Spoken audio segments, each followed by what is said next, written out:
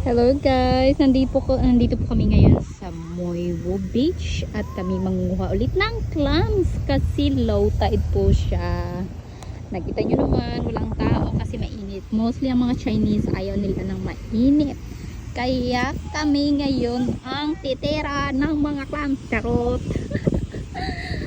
Ito po ang aking mga kasama na mamumulot. Out there. Mga eksperto na mangukay ng Yes, I am.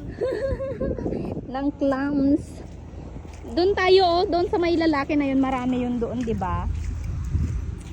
Naku guys, ang daming ewan ko. Ito kinakain daw to eh. Mangunguha kami ng clams. Nung nakaraan, marami kami nakuha ng puro malalaki talaga. Sana ngayon may makuha kami na malalaki rin.